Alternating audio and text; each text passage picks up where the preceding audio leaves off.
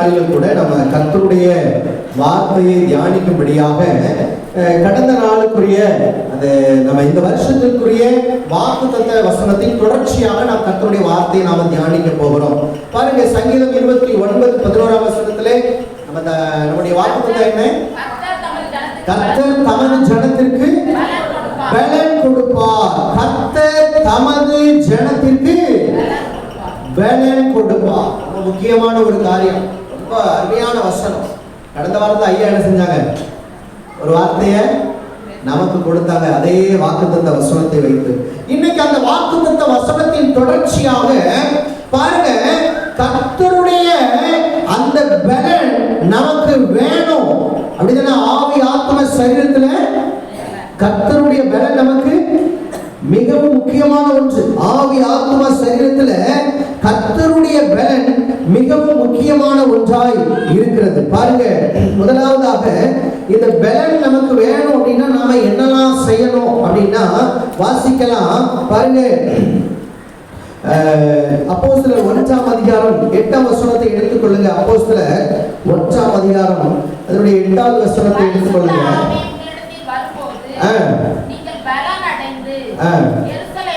அல்லேலூயா. பாருங்க, பரிசுத்த ஆவியானவர் வரும்போது நமக்கு என்ன கிடைக்குது? பலன் கிடைக்குது. நமக்கு பலன் வேணும் அப்படின்னா பரிசுத்த ஆவியானவர் வரும்போது நமக்கு என்ன கிடைக்கும்? பலன் கிடைக்கும். அந்த பலன் யார் மேலெல்லாம் ஊற்றப்பட்டது அப்படின்னா தாவீதின் மேல் பரிசுத்த ஆவியானவர் என்ன செஞ்சார்? இறங்கினார். 1 சாமுவேல் 16:13 வசனத்தில் சொல்லப்பட்டு இருக்கிறது. அதே போல சிம்சோன் மேல பரிசுத்த ஆவியானவர் என்ன செஞ்சாரு? இறங்கினதுனால இந்த சிம்சோனுக்கு தேவ பலன் என்ன செய்தது? கிடைத்தது. அதே போல கிதியோன் மேலையும் பரிசுத்த ஆவியானவர் என்ன செஞ்சாரு?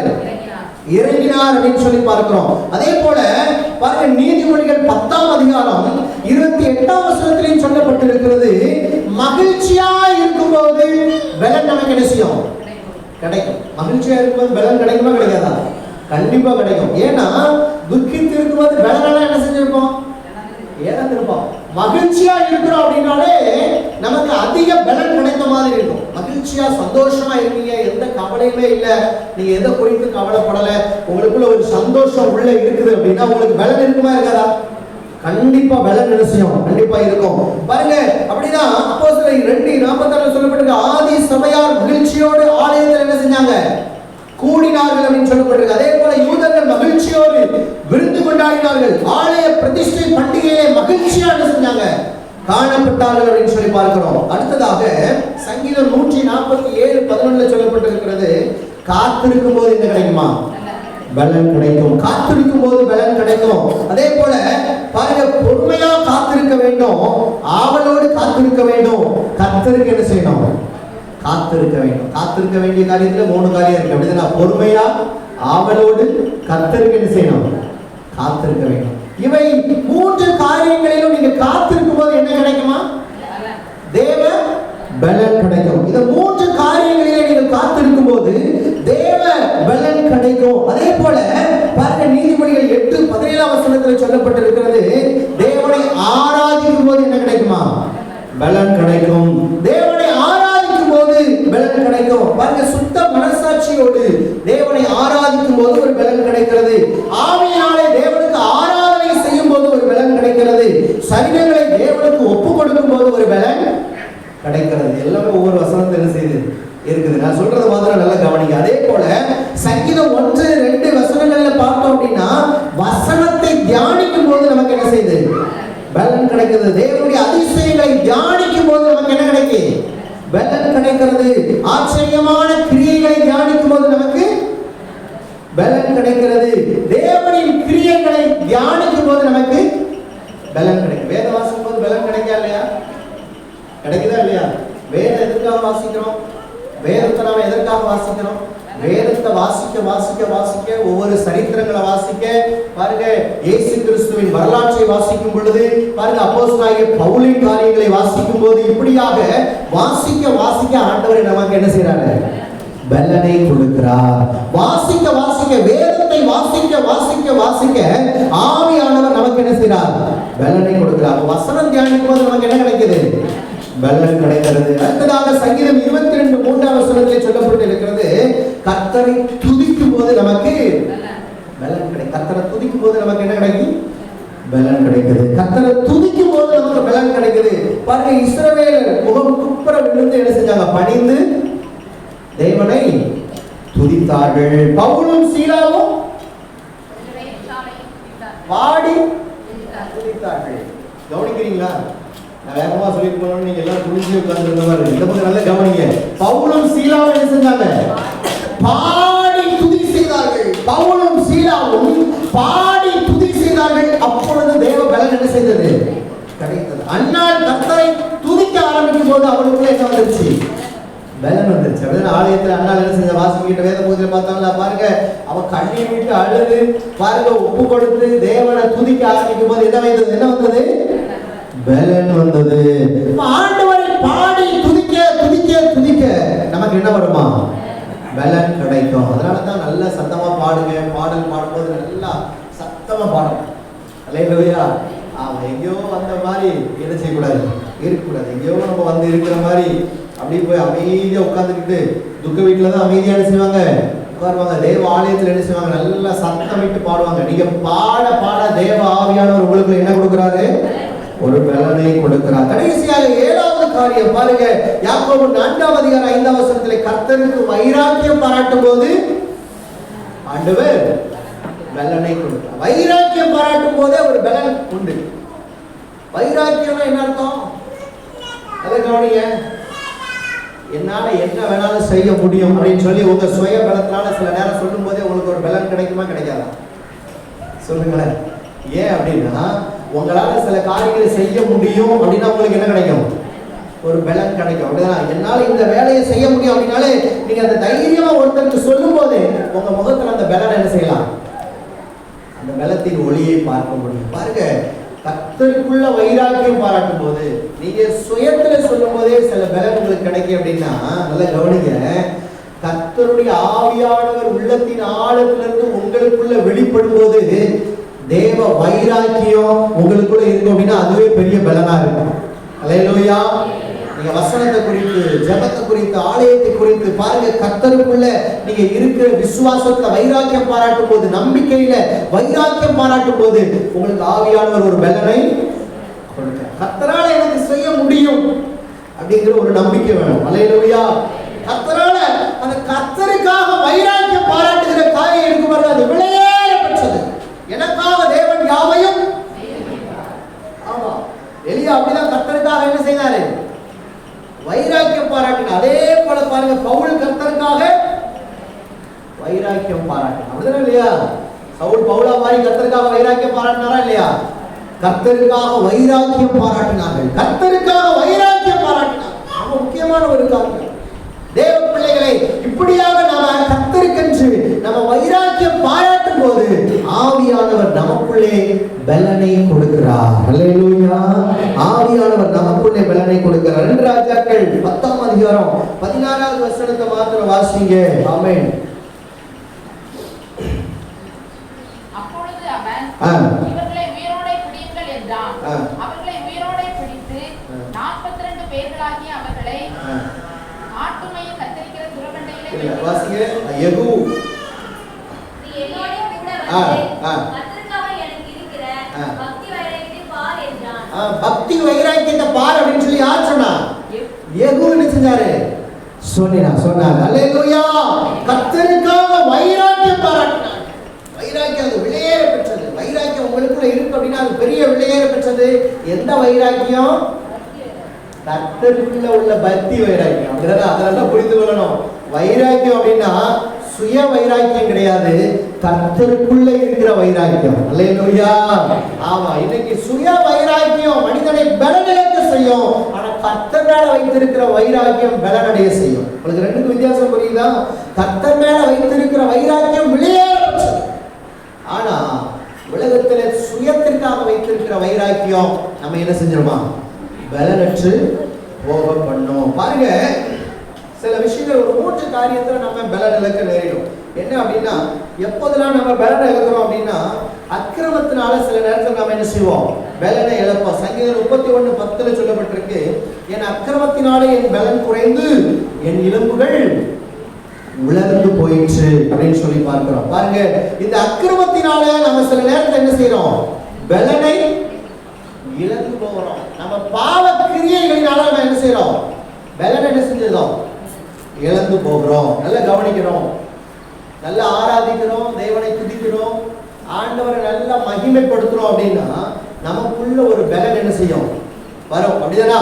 நல்ல ஆரம்ப ஸ்டேஜ்ல, அதாவது முதலாவது ஆண்டவரை ஏற்றுக்கொண்ட பொழுது, தேவனை துதிக்கும் பொழுது, தேவனை நேசிக்கும் பொழுது, தேவனுக்காக வைராக்கியம் பாராட்டும் போது, கர்த்தரை துதிக்க ஆரம்பிக்கும் போது, வசனங்களை வாசிக்கும் போது, ஆலயத்தை நேசிக்கும் போது, நல்லா ஆராதிக்கும் போது ஆவியானவர் நமக்குள்ள என்ன கொடுக்கிறாரு? பலனை கொடுக்கிறாரு. ஆவியானவர் நமக்குள்ள நல்ல பலனை கொடுக்கிறாரு. எல்லாரும் இப்ப நல்லா கவனிக்கலாம். நீங்க பைபிளை பண்ணி கூட நீங்க மூடி வச்சுக்கோங்க. நான் சொல்ல சொல்ல நீங்க கேட்க ஆரம்பித்தா போதும். நல்லா கவனிங்க. ஆவியானவர் உங்களுக்குள்ள சில பலனை ஆண்டவர் கொடுக்கிறார். எப்படி கொடுக்கிறார் ஆண்டவர்? உங்களுக்கு வேதத்தை வாசிக்கிறது மூலமா, ஜெபிக்கிறது மூலமா, ஆராதனை நேசிக்கிறது மூலமா, கர்த்தருக்காக கொடுக்கிறது நிமித்தமாக சின்ன காரியம் கூட உங்களுக்குள்ள சில வைராக்கியமே இருக்காது. யாரிடத்திலும் ஈகோ இருக்காது. யாரையும் நாம அவர்களை எதிரியா நினைக்க மாட்டோம். நம்ம அன்பா இருப்போம், நேசிப்போம், ஆலயத்தை நேசிப்போம், ஆலயத்திற்கு வருவோம், ஆலயத்தில் சில காரியங்களை பொறுப்பா இருந்து சில காரியங்களை செய்வோம், சில நன்மைகளை செய்வோம். இப்படியாக தேவனுக்கு பிரியமான காரியங்களை செய்ய செய்ய செய்ய செய்ய ஆண்டவர் உங்களுக்கு பலனை கொடுக்கிறார். அல்லேலூயா. கர்த்தர் உங்களுக்கு என்ன செய்றாரு? பலனை கொடுத்து கொண்டே இருக்கிறார். இந்த பலன் சிலருடைய வாழ்க்கையில குறைந்து போவதற்கு காரணம் என்ன அப்படின்னா, பாவம் என்கிற ஒரு வக்கிரகம், பாவம் என்கிற இந்த செயல் ஒரு மனிதனுடைய வாழ்க்கைக்குள்ள அக்கிரமம் உள்ள வருது அப்படின்னா மனுஷன் பலன் இழந்து என்ன செஞ்சிருவான்? போயிடலாம். ஆதாமுக்கு ஏவாளுக்கும் நல்ல வாழ்க்கை ஆண்டவர் என்ன செஞ்சாரு? கொடுத்தாரு. எல்லாருக்கும் தெரிந்த சரித்திரம். அப்படிதானா? ஆதாமுக்கும் ஏவாளுக்கும் ஆண்டவர் நல்ல வாழ்க்கை கொடுத்திருந்தார். அப்படிதானா? நல்ல செழிப்பான வாழ்க்கை கொடுத்திருந்தாரு. வசனத்தை சொல்லணும், நீங்க வசனத்தை திருப்பி பார்ப்பீங்க. கடைசியா சொல்றேன், நல்லா கவனிங்க. ஆதாமுக்கு ஏவாளுக்கும் நல்ல செழிப்பான வாழ்க்கை, செழிப்பான தோட்டம், நீங்க என்ன வேணாலும் சாப்பிட்டுக்கோங்க அப்படின்னு சொல்லி ஆண்டவர் என்ன செஞ்சாரு? எல்லாவற்றையும் இலவசமாக ஆண்டவர் என்ன செஞ்சாரு? கொடுத்தாரு. ஆனா இந்த ஆதாம் ஏவாள் கர்த்தருடைய வார்த்தைக்கு கீழ்ப்படியாதபடி பாவத்தின் கனியை புசித்ததினால கர்த்தர் பலன் இழக்க செய்தார். அப்படிதானே இல்லையா? தேவன் கொடுத்த பலன் அவர்களை விட்டு என்ன செஞ்சிருச்சு? போயிடுச்சு. இந்த ஆதாம் ஏவாளுடைய பாவ கிரியைகளினால அப்படின்னா அக்கிரமம் உள்ள என்ன செஞ்சிச்சு? அக்கிரமம் உள்ள வந்துட்டு அக்கிரமம் உள்ள வந்ததுனால, இந்த பாவ கிரியைகள் உள்ள வந்ததுனால ஆதாம் ஏவாள் பலனற்று போனார்கள். பலனற்று போனார்கள். அதே போல பாருங்க, ஏசா தன்னுடைய சேஷ்ட புத்திர பாகத்தை அவன் அலட்சியம் பண்ணதுனால, அடுத்த யாக்கோபின் இடத்துல அவன் அலட்சியம் பண்ணதுனால பாருங்க பலனற்று போனான். சில நேரத்துல அலட்சியம் பண்றது, அலட்சியம்.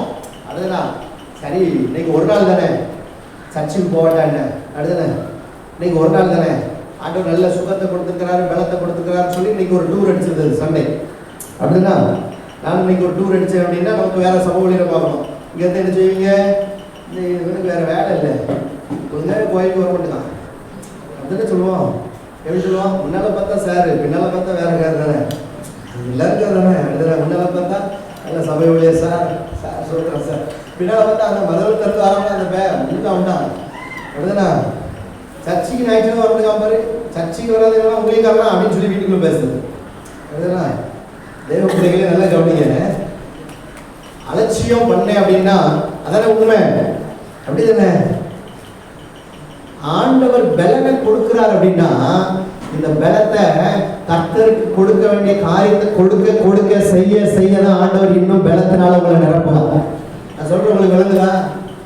இன்னைக்கு கொஞ்சம் பலன் கிடைச்சிருச்சு, இன்னைக்கு என்னால கொஞ்சம் நடக்க முடியுது, இன்னைக்கு எனக்கு ஒரு காய்ச்சல் இல்லை, இன்னைக்கு எனக்கு ஒரு தலைவலி இல்லை, இன்னைக்கு நான் நல்லா இருக்கிறேன், இந்த வாரத்திற்கு தேவையான வருமானம், இந்த மாசத்திற்கு தேவையான வருமானம், நல்ல ஒரு சம்பாத்தியத்தை ஆண்டவர் கொடுத்திருக்கிறாரு, என்னால இந்த மாசம் ஜீவனோடு உயிர் பிழைக்க முடியும் அப்படிங்கிற ஒரு என்னால பாருங்க, என்னால ஒரு 10 வருஷத்துக்கு நல்ல செழிப்பா வாழ முடியும், என் ஆயுசு நாட்கள் முழுவதும் எனக்கு கொடுத்திருக்கிற ஆயுசு நாட்கள் முழுவதும் என்னால நான் சம்பாதித்து வைத்திருக்கிற பணத்தினால என்னால பலனடைய முடியும் என்று சொல்லி ஒரு மனிதன் தன்னுடைய சுயத்தின் மீது என்னைக்கு நம்பிக்கை வைராக்கியம் வைக்கிறானோ, என்னைக்கு தன்னுடைய வாழ்க்கையின் மீது நம்பிக்கை வைத்து தேவனை என்னைக்கு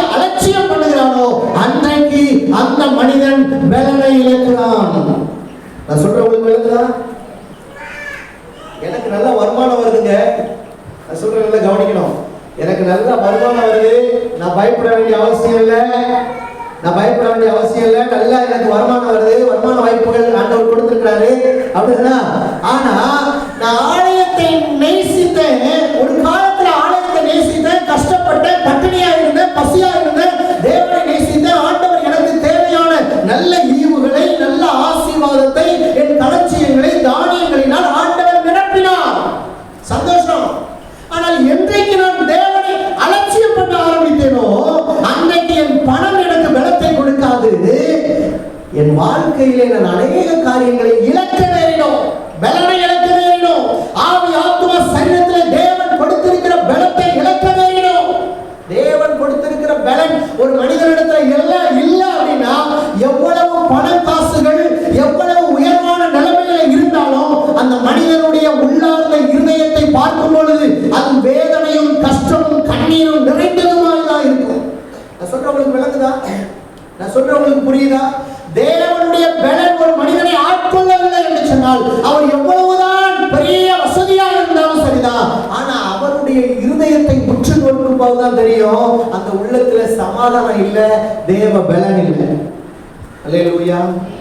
என் அன்பு தேவ ஜனமே, ஒரு மனிதனுக்குள்ள தேவ பலன் வேணும் அப்படின்னா தேவனை நேசிக்கணும், தேவனுக்கு செய்ய வேண்டியதை செய்யணும், ஆராதனை நேசிக்கணும், வேதத்தை வாசிக்கணும், ஜெபிக்கணும், தேவனுக்கு கொடுக்க வேண்டியதை கொடுக்கணும், அவருடைய ஆலயத்தை நேசிக்கணும். அலட்சியம் பண்ணக்கூடாது. நம்ம வாழ்க்கையை நம்ம அலட்சியம் பண்ணணும் அப்படின்னா, கர்த்தருக்கு கொடுக்க வேண்டிய நேரத்தை அலட்சியம் பண்ணணும் அப்படின்னா தேவன் கொடுக்கிற சமாதானம் அது குறைவாயிருக்கும், தேவன் கொடுக்கிற பலன் அது குறைவாயிருக்கும். நல்ல கவனிங்க என் அன்பு தேவ ஜனமே. ஆண்டவர் நமக்கு நல்ல பலனை கொடுக்கணும் அப்படின்னா கர்த்தருடைய ஆராதனையோ ஆண்டவருக்கு செய்ய வேண்டிய காரியத்திலையோ நீங்க ஒரு நாள் அலட்சியம் செய்யக்கூடாது, பண்ணவே கூடாது. ஒரு ஆமென் சொல்லுங்க பார்க்கலாம். அல்லேலூயா, அல்லேலூயா. என் அன்பு தேவ ஜனமே, ஆண்டவருக்கு கொடுக்க வேண்டிய நேரத்தை சரியா ஆண்டவருக்கு என்ன செஞ்சிருங்க? கொடுத்துருங்க. கர்த்தருக்கு கொடுக்க வேண்டிய நேரத்தை சரியா கொடுத்துருங்க. இன்னைக்கு ஏன் அநேகருடைய குடும்பங்களிலே, அநேகருடைய இல்லத்திலே ஏன் குழப்பங்களும் பிரச்சனைகளும் பாடுகளும் உபத்திரவங்களும் கண்ணீரும் தொடர்ந்து வாதையும் ஏன் வந்து கொண்டிருக்கிறது? கர்த்தருக்கு செய்ய வேண்டிய காரியத்தை சரியா செய்யாததுனால, அலட்சியம் பண்றதுனாலதான் சிலருடைய வாழ்க்கையில் இப்படிப்பட்ட பிரச்சனைகள் உறுதியா இருக்கிறது. தேவ பலனை இழக்க நேரிடுகிறது. ஒரு பலன் இல்லை, ஒரு சத்துவத்தின் பலன் இல்லை, ஆவி ஆத்மால ஒரு பலன், சரீரத்துல ஒரு பலன் இல்லை. என் அன்பு தேவ பிள்ளையே, அநேக கூடி குறுகி இருப்பதற்கு காரணம் அலட்சியம். அந்த வாழ்க்கையில நிறைய காரியங்கள் குறித்து நீங்க அலட்சியம் செய்றீங்க. ஆண்டவருக்கு கொடுக்க வேண்டிய நேரத்தை சரியா கொடுங்க. ஆராதனைக்கு கொடுக்க வேண்டிய முக்கியத்துவத்தை ஆண்டவருக்கு கொடுங்க. ஆராதனைக்கு வரணும், ஞாயிற்றுக்கிழமைனா நான் ஆராதனைக்கு வந்துட்டு தான் நான் வெளியே போவேன்னு சொல்லி ஒரு தீர்மானத்தோட போவேன். இந்த புதிய வருஷத்துல ஒரு தீர்மானம் எடுங்க. ஆண்டவர் உங்களுக்கு கொடுக்க வேண்டிய நேரத்தை நான் கொடுப்பேன். அநேக வேத வாசிக்க திட்டம் எடுத்திருப்பீங்க, வேதத்தை வாசித்து தான் நான் வெளியே போவேன்னு சொல்லி ஒரு திட்டம் எடுங்க. நீங்க வேதம் வாசிக்கும் போதே ஆவியானவர் உங்களுக்குள்ள ஒரு பலனை கொடுப்பாரு. அதை அலட்சியம் பண்ணாதீங்க. நல்ல கவனிங்க, அலட்சியம் பண்ணாதீங்க. நீங்க ஒரு நாள் தானே இந்த வேதத்தை வாசிக்காட்டா என்ன என்ன பிரச்சனை வந்துட போகுது அப்படின்னு சொல்லி சில நேரத்துல வேதத்தை வாசிக்காம ஜெபிக்காம நீங்க நிர்விசாரமாய் போகும்போது தேவ பிள்ளைகளே, ஆவியானவரின் பலத்தை இழக்க வேண்டும். நல்ல கவனிங்க, ஆவியானவருடைய பலம் உங்க வாழ்க்கையில வேண்டும் அப்படின்னா தேவனுக்கு கொடுக்க வேண்டிய காரியத்துல முக்கியத்துவத்தை ஆண்டவருக்கு கொடுங்க. அலட்சியம் பண்ணாதீங்க. அலட்சியம் உங்க வாழ்க்கையில அது இருக்கவே கூடாது. அலட்சியம் உங்க வாழ்க்கையில இருக்கவே கூடாது. நல்லா புரிந்து கொள்ளுங்க தேவ பிள்ளைகளே. நிறைய பேருடைய வாழ்க்கையில அலட்சியம். சரி, பரவாயில்ல, இன்னைக்கு ஒரு நாள் ஜெபிக்கட்டா என்ன, நாளைக்கு ஜெபம் பண்ணிக்கிட்டோம். இன்னைக்கு ஒரு நாள் ஜெபம் பண்ணட்டா என்ன, இன்னைக்கு ஒரு நாள் வேத வாசிக்கட்டா என்ன, இந்த ஒரு ஞாயிற்றுக்கிழமை தானே, வருஷத்துல 52 ஞாயிற்றுக்கிழமை வருது, இந்த ஒரு ஞாயிற்றுக்கிழமை வாசிக்கட்டா பரவாயில்ல, இருந்துட்டு போட்டோம். இந்த ஒரு ஞாயிற்றுக்கிழமை சர்ச்சுக்கு வரலன்னா என்ன, பரவாயில்ல. தேவ பிள்ளைகளே, நீங்க தேவனை அலட்சியம் பண்ண தேவனுக்கு கொடுக்க வேண்டிய காரியத்தை கொடுக்காம இருக்க உங்க ஆவி ஆத்ம சரீரம் பலமிழக்க நேரிடும். சமாதானம் கிடைக்காது, நிறைவான நிம்மதி கிடைக்காது. ஆண்டவர் உங்களுக்கு பலனை கொடுக்க மாட்டார். ஒரு சின்ன காரியத்தில் தோல்வி வந்துருச்சு அப்படின்னா, ஏன் ஆண்டவரே என் வாழ்க்கையில் இந்த தோல்வின்னு சொல்லி அதிலே உடைஞ்சு போய் உட்கார்ந்துருவீங்க. நீங்க ஆவியானவருக்கு கொடுக்க வேண்டிய நேரத்தை, ஆண்டவருக்கு செய்ய வேண்டிய காரியத்தை நீங்க செய்து கொண்டே இருங்க. எவ்வளவு பெரிய பிரச்சனைகள், போராட்டம் போராட்டங்கள் உங்க வாழ்க்கையில வந்தாலும் அது உங்களை சேதப்படுத்தாது. ஆவியானவர் உங்களுக்கு பலத்தை கொடுப்பார். அல்லேலூயா. நான் சொல்றேன், உங்களுக்கு விளங்குதா? கவனிக்கிறீங்களா? சீக்கிரம் முடிச்சுட்டு போனா நாங்க ஆமைன்னு சொல்லிட்டு போயிடுவோம், அதுதான் எங்களுக்கு பலன் அப்படின்னு நினைக்கிறீங்களா? அல்லேலூயா. ஆமென். ஆவியானவர் உங்களுக்கு பலனை கொடுக்கணும் அப்படின்னா ஆண்டவருக்கு கொடுக்க வேண்டிய காரியத்தை என்ன செய்யுங்க? அலட்சியம் பண்ணாதீங்க. தேவ பிள்ளைகளே, நீங்க ஒரு நாள் அலட்சியம் என்ன செய்யாதீங்க, பண்ணாதீங்க. உங்களுக்கு ஒரு ஊழிய பொறுப்பை கொடுத்தோம்னா அலட்சியம் பண்ணாதீங்க. ஆவியானுடைய சமூகத்தில் அலட்சியம் பண்ணாதீங்க. அது தேவனுக்கு பிரியமில்லாதது. நிறைய பேருடைய வாழ்க்கையில அலட்சியம், ரொம்ப அலட்சியம். அப்படிதானா? மனுஷ முகத்துக்காக ஊழியம் என்ன செய்யக்கூடாது? செய்யவே கூடாது. அல்லேலூயா, அல்லேலூயா. ஆமென். கர்த்தர் நல்லவர். மனுஷன் முகத்திற்காக என்னைக்கு ஊழியம் செய்யாதீங்க. மனுஷன் முகத்துக்காக ஊழியம் செய்ய செய்ய செய்ய மனுஷனுக்காக தான் நம்ம பேசிட்டு இருப்போமே தவிர ஆவியானுடைய திட்டம் நிறைவேறுவதற்காக ஒரு நாள் நம்ம பேச மாட்டோம். நான் சொல்றேன், உங்களுக்கு விளங்குதா? இந்த ஊழியம் தேவனுக்காக இருக்கும் அப்படின்னா உங்க வார்த்தை என்ன காயப்படுத்தாது, உங்க வார்த்தை என்ன வேதனைப்படுத்தாது. நல்லா கவனிக்கணும். இந்த ஊழியம் கர்த்தருக்காக இருக்கும் என்று சொன்னால் உங்களுடைய வார்த்தையோ உங்களுடைய செயல்பாடுகளோ என்னை காயப்படுத்தாது. ஆனா இந்த ஊழியம் உங்கள் முகத்திற்காக இருக்கும் என்று சொன்னால், இந்த ஊழியம் உங்களுடைய முகத்திற்காக இருக்கும் அப்படின்னு சொன்னா ஒரு சின்ன வார்த்தையை நீங்க சொன்னாலும் அது என்னை பாருங்க, இந்த சபையை விட்டு நான் வரமாட்டேன் சபைக்கு அப்படின்லாம் சொல்ல என்ன செய்யும்? சொல்லும் பலன் குறையும். அதான் உண்மை. நான் சொல்றேன், உங்களுக்கு நல்லா புரியும் நினைக்கிறேன். கவனிக்கிறீங்களா? நான் பார்க்கிற ஊழியம் உங்க முகத்துக்காக என்ன செய்யக்கூடாது? பார்க்கக்கூடாது. அல்லேலூயா. நான் பார்க்கிற ஊழியம் உங்களுக்காக என்ன செய்யக்கூடாது? பாயை சர்ச்சில் விரிக்கிறீங்க அப்படின்னா இந்த பாயை விரிக்கும் போது உபதேசியார் பார்க்கணும், இந்த பாயை விரிக்கும் போது நிர்வாகஸ்தர் பார்க்கணும், இந்த பாயை விரிக்கும் போது இங்க உள்ள பெரிய மூப்பர்கள் பார்க்கணும். நீங்க இதை செய்யும் போது இவங்களாம் என்ன பார்க்கணும், இவங்களாம் வேலை செய்யறாங்களா, இவங்களாம் ஒற்றை அடிக்காங்களா, இவங்களாம் சர்ச்சை கழுவுறாங்களா அப்படின்னு சொல்லி இவங்களாம் பார்க்கணும் அப்படின்னு சொல்லி நீங்க கழுவுனீங்க அப்படின்னா உங்களுடைய வேலைகள் கொஞ்ச காலம் கூட நிற்காது. நீங்க ஆவியானுடைய சமூகத்துல கொஞ்ச நாள் கூட நிலைச்சு நிற்க மாட்டீங்க. நான் சொல்றேன், உங்களுக்கு விளங்குதா? மனுஷனுக்காக என்னைக்கு நீங்க ஊழியம் செய்றீங்களோ நீங்க உங்களுடைய ஊழியம் கொஞ்ச காலம் கூட நிற்காது. தேவனுக்காக உங்க ஊழியத்தை அர்ப்பணிங்க. என்ன நான் எல்லாரும் நான் சொல்றேன், என் அன்பு தேவனே, ஆவியானுடைய வார்த்தையை நீங்க ஏற்றுக்கொண்டீங்க அப்படின்னு உங்க வாழ்க்கையில கர்த்தர் பலனை கொடுப்பார். யாரா இருந்தாலும் சரி, ஒரு பாடலை பாடினாலும் சரிதான், நீங்க ஒரு மீட்டிங் அரேஞ்ச் பண்ணாலும் சரிதான், எந்த ஊழியமாக இருந்தாலும் சரிதான், நம்ம சர்ச்சிலே பெண்கள் ஊழியத்தை எடுக்கிறவங்களா இருந்தாலும் சரிதான், சிறுவர் ஊழியத்தை எடுக்கிறவங்களா இருந்தாலும் சரிதான், வாலிப ஊழியத்தை எடுக்கிறவர்களாக இருந்தாலும் சரிதான், யாராக இருந்தாலும் சரி, எந்த ஊழியத்தை செய்கிறவர்களாக இருந்தாலும் சரி. ஏன் இப்ப நம்ம காணிக்கை எடுக்கிறது கூட ஆண்கள் பகுதியில் ஆண்கள் எடுங்க, பெண்கள் பகுதியில் பெண்கள் எடுக்கிறோம். யாரா இருந்தாலும் சரி, கர்த்தருக்காக நீங்க செய்றீங்க அப்படின்னா நீங்க மனிதனுடைய வார்த்தையில தோற்று போக மாட்டீங்க, மனிதனுடைய வார்த்தைக்கு ஊழியம் செய்ய மாட்டீங்க, மனிதனுடைய முகத்திற்கு நீங்க ஊழியம் செய்ய ஆரம்பித்தீங்க அப்படின்னா இந்த உலகம் பாருங்க, மனிதனுடைய முகம் உங்களை காயப்படுத்த, உங்களை பலவீனங்க செய்யும். ஆனா நீங்க செய்கிற ஒரு சின்ன ஊழியமாக இருந்தாலும் சரி, கர்த்தருக்காக செய்து பாருங்க, இந்த உலகமோ மனிதனுடைய வார்த்தையோ உங்களுடைய பலனை குன்றி போக வைப்பதில்லை. விசுவாசிக்கிறீங்களா? அல்லேலூயா. தேவ பிள்ளைகளே, உங்க ஊழியம் யாருக்காக இருக்கணும் சொல்லுங்களேன். உங்க ஊழியம் யாருக்காக இருக்கணும்? கர்த்தருக்காக. என் ஊழியம் கர்த்தருக்காக இருக்கணும் அப்படின்னு சொல்லுங்க. பக்கத்துல கையை பிடிச்சு சொல்லுங்க, உங்க ஊழியம் கர்த்தருக்காக இருக்கணும். அல்லேலூயா. ஆமா, நீங்க சின்னதா காப்பி போட்டு கொடுத்தாலும் அது யாருக்காக இருக்கணும்? நான் சொல்றேன், விளங்குதா?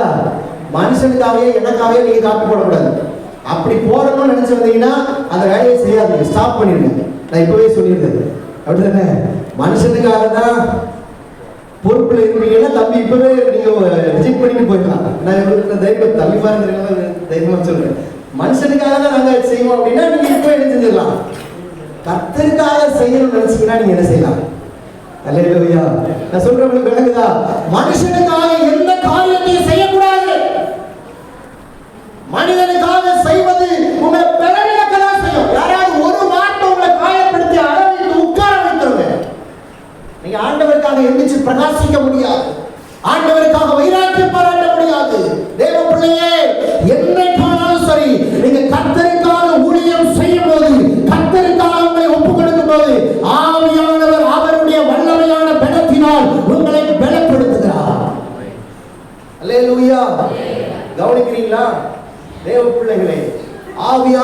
பலப்படுத்த வேண்டும் என்று சொன்னார். தேவனுடைய முகத்தை பாருங்க, மனுஷ முகத்தை செய்யாதீங்க. மனுஷ முகத்தை பார்த்தோம் அப்படின்னா தோற்று போவோம், சோர்ந்து போவோம். நல்ல கவனிங்க. மூன்றாவது காரியம் பாருங்க, இங்க ஒரு மனுஷன் தன் பலனை இழந்ததுக்கு காரணம் பாருங்க, தெளிலாளின் மோகத்தால் அவனுடைய மாம்ச இச்சையினால் தன்னுடைய மகா பலத்தை இழந்த சிம்சோன். பாவத்திற்கு அடிமைப்பட்டதினாலே, நாம இதே சிம்சோனை குறித்து இதுக்கு முன்னால நம்ம பார்த்தோம். சிம்சோன் தேவ பலத்தினால் தேவ ஆவியினால் நிறைந்திருந்தான். அதே சிம்சோனை பிசாசு எப்படி வந்து கப்பிட்டு போது பாருங்க. அதே சிம்சோனை பிசாசு எப்படி வந்து இழுத்துட்டு போது பாருங்க.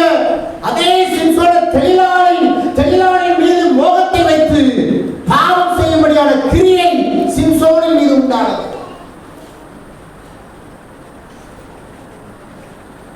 அன்பு தேவ பிள்ளைகளே, சிம்சோன் மகாபலசாலியாக இருந்தான்.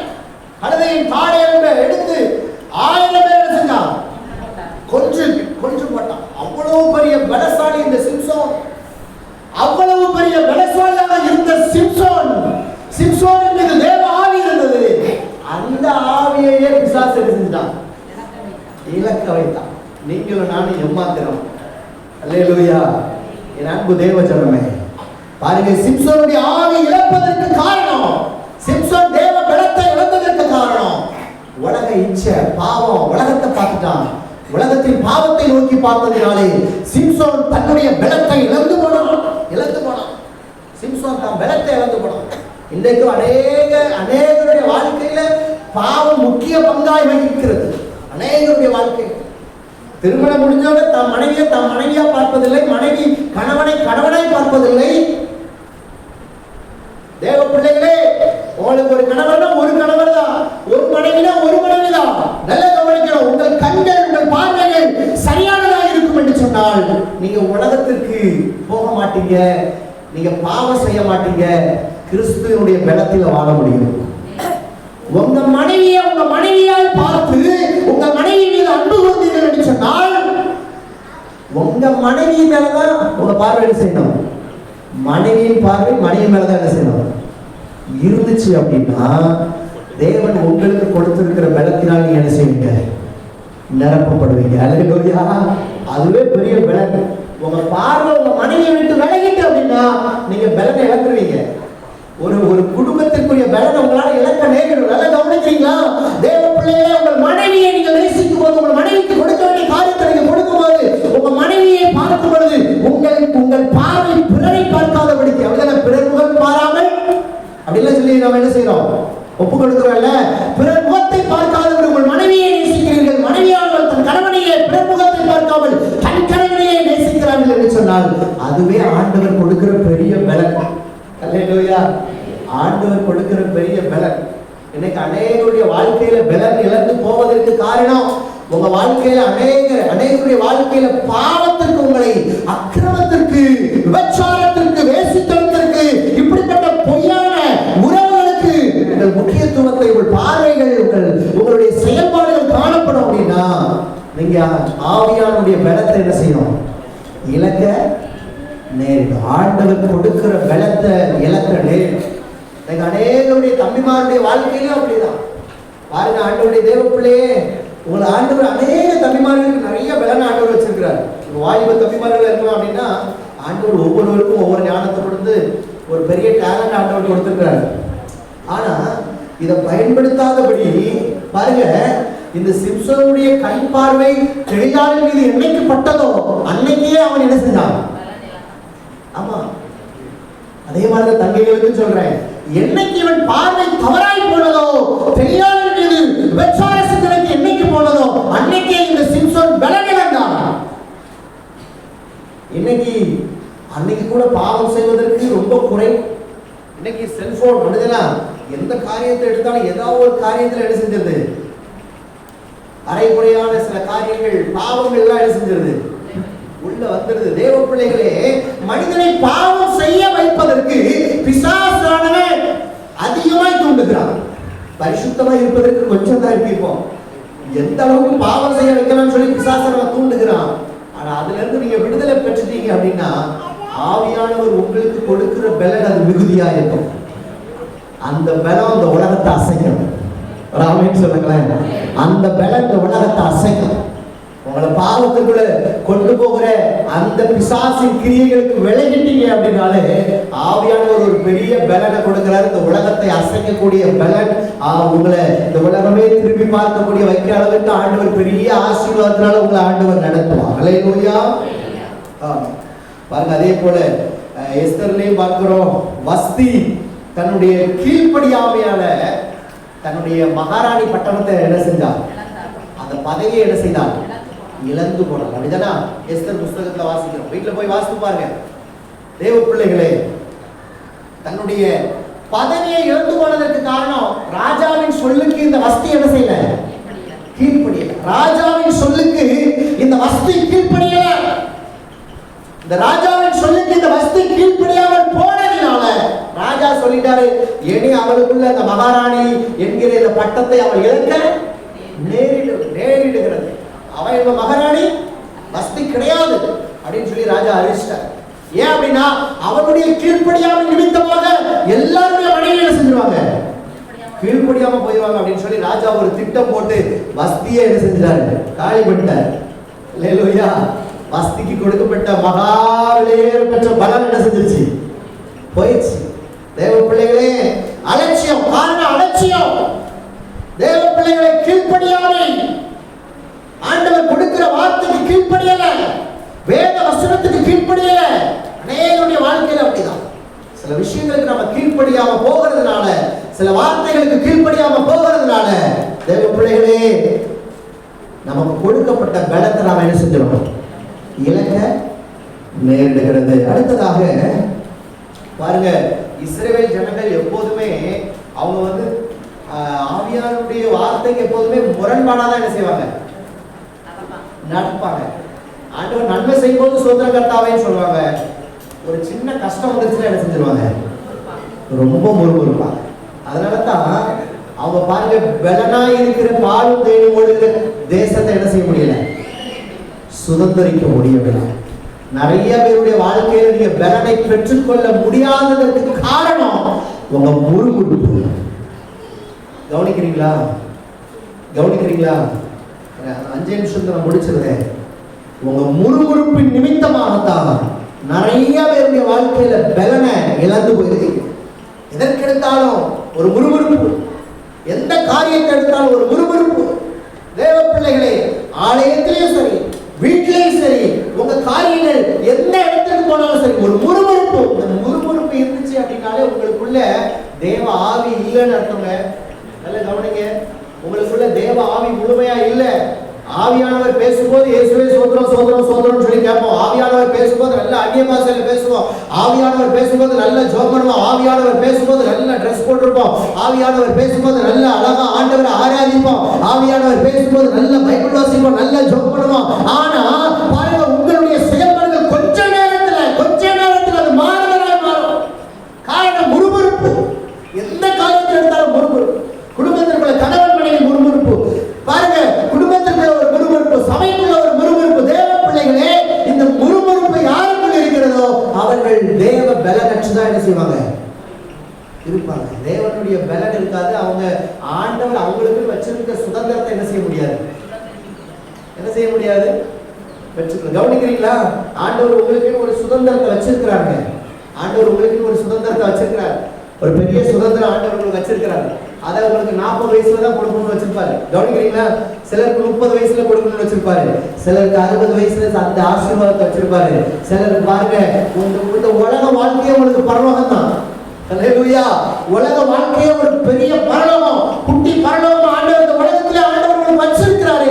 ஆனா உங்க முறுமுறுப்பின் நிமித்தமாகத்தான் சிலர் உங்களுக்கு கிடைக்க வேண்டிய ஆசீர்வாதத்தை இழந்துட்டு இருக்கீங்க. அல்லேலூயா. உங்களுக்கு நீங்க சில முறுமுறுப்பின் நிமித்தமாக தான் உங்க குடும்பத்திலே சில நேரம் சமாதானம் இல்லாம இருக்கும். காரணம் உங்க முறுமுறுப்பின் நிமித்தமாக உங்க வீட்டிலே உங்களால பலனா இருக்க முடியல. ஒரு பலன் இல்ல, ஆவியானுடைய பலன் இல்ல. காரணம் இந்த முறுமுறுப்பின் நிமித்தமாக அநேகர் தன்னுடைய ஆசீர்வாதங்களை இழந்து கொண்டிருக்கிறீர்கள். தேவ பிள்ளைகளே, செஞ்சிருங்க, விளங்கிருங்க. கடைசியாக பாருங்க, மத்தேயு 25ஆம் அதிகாரம் 10-13 வரைக்கும் வாசித்து பார்த்தோம்னா தெரியும்.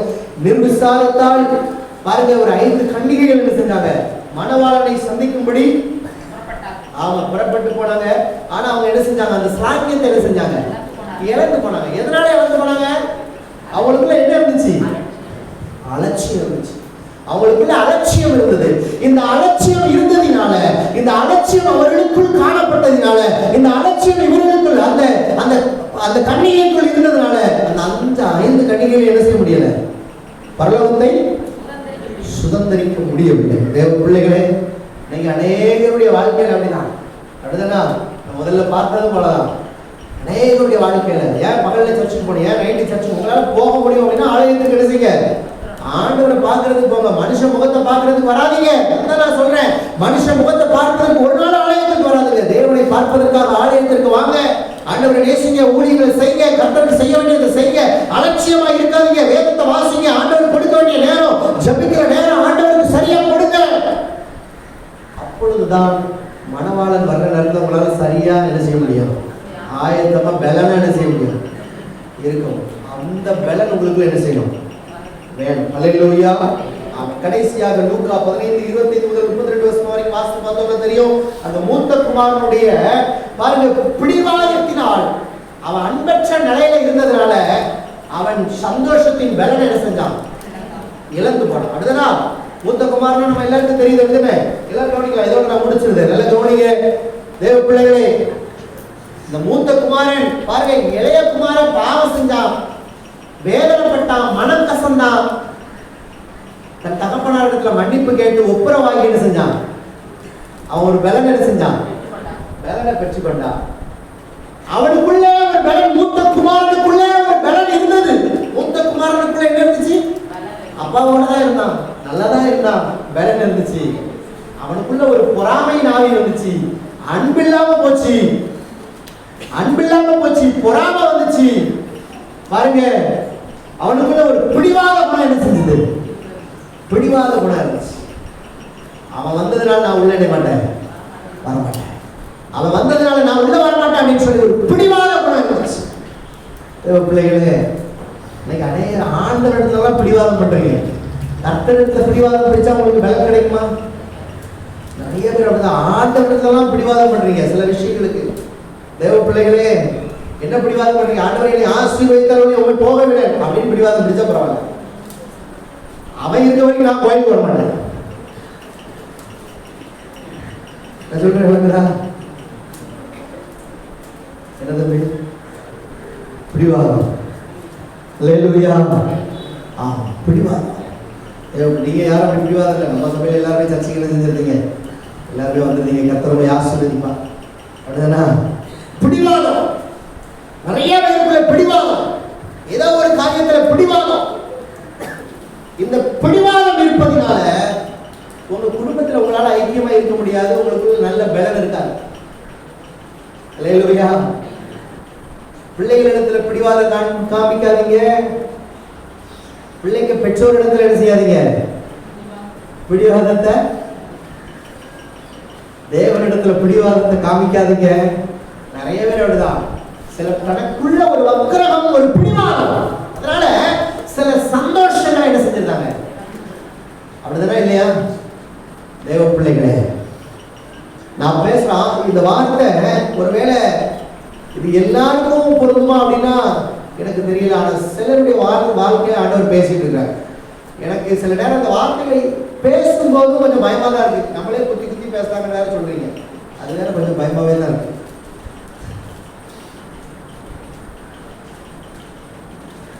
ஆனா நான் சொல்ல வேண்டிய விஷயத்தை சொல்லிடுவேன். அல்லேலூயா. எதுவும் திட்டம் போட்டு பிளான் பண்ணிலாம் பேசுறதே கிடையாது.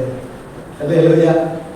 எதுவுமே பிளான் பண்றதே கிடையாது. ஆண்டவர் என்ன வார்த்தை கொடுக்குறாரோ அதை செஞ்சிருவோம், சொல்லிட்டு போயிட்டே இருப்போம். அல்லேலூயா. தேவ பிள்ளைகளே, பிடிவாதம் வாழ்க்கையில் என்ன செய்யக்கூடாது, இருக்கக்கூடாது. அப்ப பிடிவாதம் இருக்கலாமா? பிடிவாதம் இருக்கலாமா? நான் இப்ப குத்தி பேசுறேன்னு வைங்களேன், பிடிவாதம் இருக்கலாமா? நீங்களே சொல்லுங்களேன். இருக்கலாமா இருக்கக்கூடாதாமா? இருக்கணுமா இருக்கக்கூடாதா? சத்தமா சொல்லுங்க. இருக்கக்கூடாது. அல்லேலூயா. பிடிவாதம் என்ன செய்யக்கூடாது நமக்குள்ள இருக்கக்கூடாது. அல்லேலூயா, அல்லேலூயா. பிடிவாதம் என்னைக்குமே இருக்கக்கூடாது. பிடிவாதம் ஒரு மனிதனுடைய பலனை, நான் சொல்றேன், உங்க பலனை இழக்கிறதுக்கு காரணமே உங்க வாழ்க்கையில் உள்ள பிடிவாதம் தான். நீங்க இருக்கிற நிலைமையிலிருந்து என்னைக்கு இறங்கி வாரீங்களோ அன்னைக்கு ஆண்டவர் உங்களுக்கு ஒரு பெரிய பலனை கொடுக்கிறார். அல்லேலூயா. நீங்க இருக்கிற நிலைமையிலிருந்து கொஞ்சம் இறங்கி வந்து பாருங்க, ஆண்டவர் உங்களுக்கு ஒரு பெரிய பலனை வைத்திருக்கிறார். உலகம் வைத்திருக்கிற காரியம் பலனற்றது. பிடிவாதம் பலனற்றது. பிடிவாதத்தினால உங்களால சந்தோஷமா இருக்க முடியும் நினைக்கிறீங்களோ, ஒரு நாளும் சந்தோஷமா இருக்க முடியாது. சிலர் தங்களுடைய வாழ்க்கையில நிறைய காரியங்களை பிடிச்சு வச்சுட்டு இருக்கீங்க. பொல்லாத கசப்பை பிடிச்சு வச்சிருக்கீங்க, பொல்லாத பொறாமையை பிடிச்சு வச்சிருக்கீங்க, பொல்லாத பாவங்களை பிடிச்சு வச்சிருக்கீங்க, பொல்லாத சிந்தனையை பிடிச்சு வச்சிருக்கீங்க. இந்த பிடிவாதத்துல இருந்து நீங்க என்ன செஞ்சீங்க, கொஞ்சம் இறங்கி வந்து பாருங்க. இந்த மூத்த குமாரன் பிடிவாதத்துல இருந்ததுனாலதான் என் தம்பி பாவத்துல இருந்து மனம் திரும்பி வந்திருக்காயா, என் தம்பி பாவத்துல இருந்து மனம் திரும்பி வந்திருக்கிறா, என் சகோதரனே சொல்லி அந்த சகோதரனை அணைத்து வைத்தான் என்று சொன்னான். அந்த சகோதரனை அணைத்து வைத்தான் என்று சொன்னான். அவன் வாழ்க்கையில ஒரு பெரிய பலன் கிடைச்சிருந்தான், ஒரு பெரிய சந்தோஷம் கிடைச்சிருந்தான். அவன் தன் சகோதரனை அணைக்க மறந்தான், அவன் சந்தோஷத்தை இழந்தான். அல்லேலூயா. என் அன்பு தேவ ஜனமே, ஒருவேளை அப்படிப்பட்ட பிடிவாதம் நமக்குள்ள இருக்கும் அப்படின்னா இன்னைக்கு ஆண்டவர் கருத்துல ஒப்பு கொடுத்து, என் வாழ்க்கையில பிடிவாதம் என்ன செய்யக்கூடாது, என் ஆலயத்தை குறித்த காரியத்துல பிடிவாதம் இருக்கக்கூடாது. என் மனைவி மீது வைத்திருக்கிற சில பிடிவாதம், கணவன் மீது, பிள்ளைகள் மீது, குடும்பங்கள் மீது, சகோதரர்கள் மீது, பாருங்க இப்படிப்பட்ட உறவினர்கள் மீது வைத்திருக்கிற பிடிவாதத்திலிருந்து கொஞ்சம் இறங்கி வந்து பாருங்க, ஆண்டவர் உங்க வாழ்க்கையில பெரிய சந்தோஷத்தை கொடுப்பார். அல்லேலூயா. ஆண்டவருடைய ஆசீர்வதிப்பாராக. ஆகவே கர்த்தருக்கு கொடுக்க வேண்டியதை கொடுங்க, கர்த்தருக்கு செய்ய வேண்டியதை செய்து பாருங்க. ஆவியானவர் உங்க வாழ்க்கையில பெரிய பலனை, சந்தோஷத்தை என் ஆண்டவர் உங்களுக்கு கொடுப்பார். என் கர்த்தர் உங்களை ஆசீர்வதிப்பார். ஆமென்.